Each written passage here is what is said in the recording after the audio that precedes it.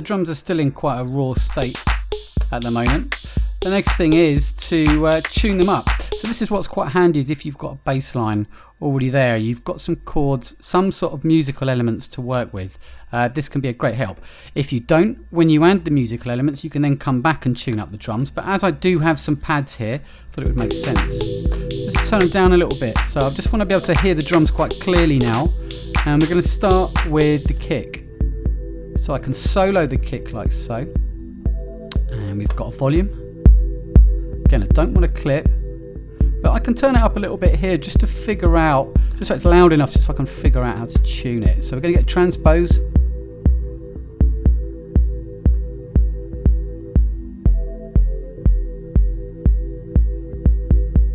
I'm feeling there just a +1 there on the transposition works well. Sometimes it's worth kind of coming quite high up. So +12 works. So obviously a 12 semitones below that's going to be an octave, so that should work too. So in fact, probably better off where I am.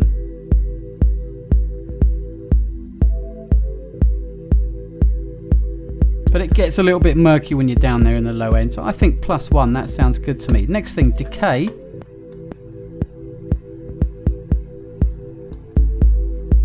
So for a longer decay, I'll just get a little bit more out of the sample, but it might be a little bit too long there.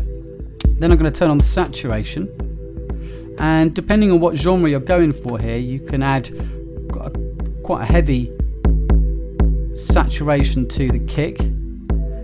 It might be a bit too much for this particular beat that I'm working on, so we'll keep that low. But we've got filters, so what I could do is filter out here some of the high frequency energy from it, and then move on to the next sound.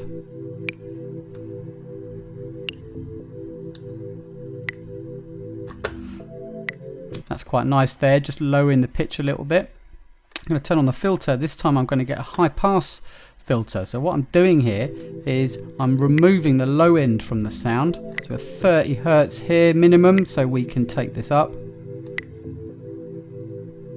And you've always get resonance on the impulse by default. I'm not really sure why, but I like to take that away, unless otherwise, you know, I'd prefer to have that off. It's going to add a bit of shine to the sound, and I don't really necessarily want that unless I decide to add it. So let's move on. Let's go to the clap. Maybe some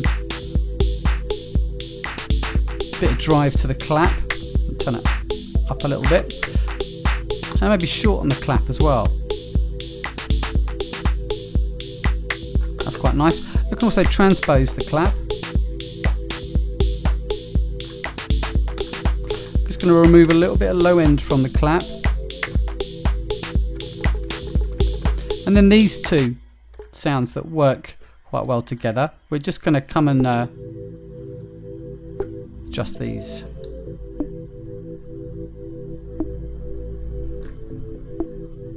So just coming in at -3 semitones there below 0.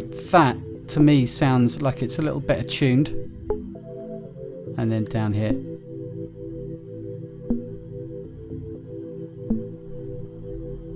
Yeah, -11.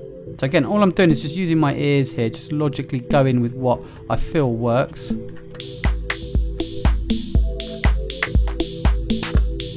Then we've got things like the filter. So let's add the saturation. Maybe a little bit too much. Come and filter it down a bit.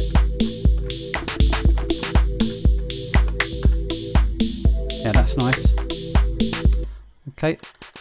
We've then got this extra little snare here.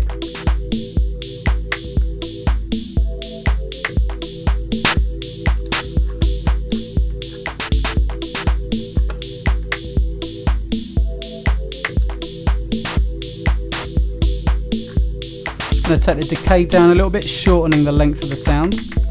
Then we've got this. I really like this little percussive sound here. Just going to turn it up a little bit.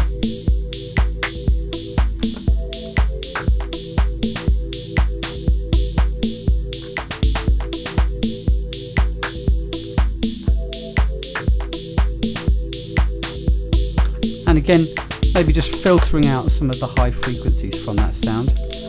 over to our hi-hat, final sound in the series of 8 slots here. It's going to turn on the filter, and we're going to come and grab ourselves high pass, and we're just going to thin this sound out a little bit.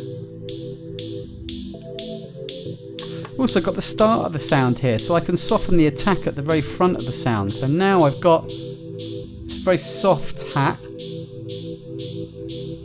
quite a kind of contemporary thing, these white noise generated hats. So obviously this being a sample, but it's got that nice vintage feel to it.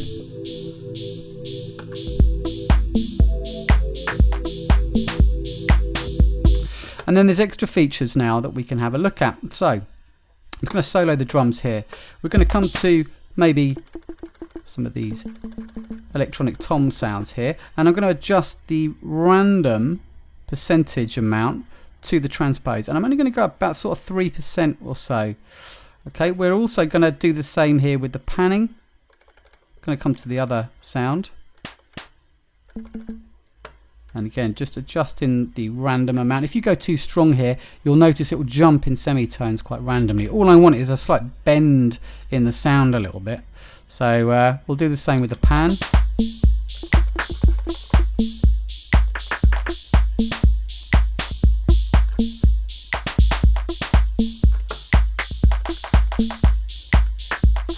Doing the same with the sounds. In many ways it's quite nice to actually randomly do this. Things I would leave alone would be, say, the kick. You want that at quite a fixed frequency position. Got a little wood block here.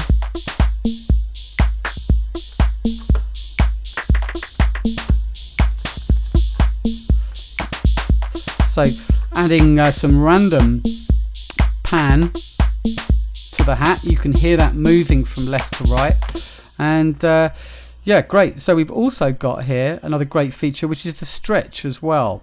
So what I can do is pick a sound, so it's the wood block here,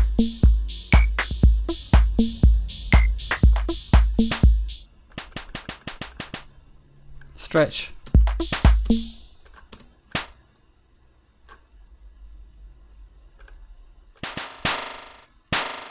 that's quite nice. And then we can also filter it down as well. So we've looked at the transposition of each of the individual drum sounds, but we can also adjust the global transpose as well, and it can create some quite techie, sort of futuristic drums by doing this. So what I'm going to do is we're going to transpose down the entire kit.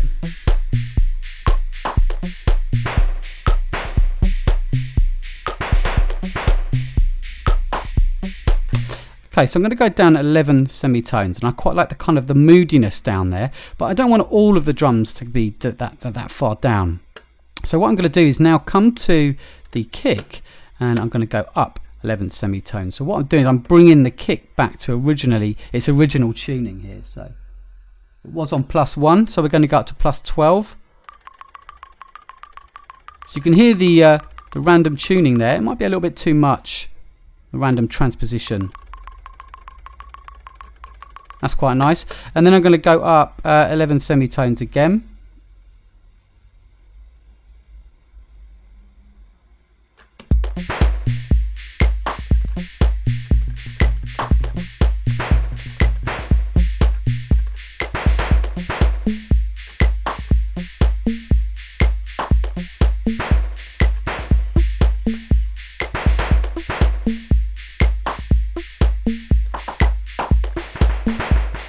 And then finally we'll go up here 11 semitones. Another thing we're going to do now is affect the stretch on the entire kit. So what I could do is come and shorten the length of all the drum sounds globally, or indeed you can stretch. This is quite a nice one to kind of automate over time here. So for instance, I could come into the global time here and start to adjust some of these positions here. What I might do is just come in and turn my fixed grid to off, and you can come in and adjust some different positions here.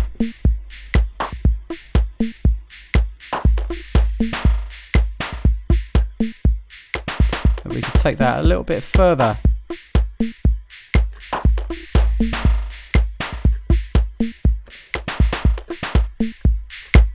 I'm quite happy with that. But remember, we haven't done any EQ yet, we haven't done any effects, so we'll look at that in the next video.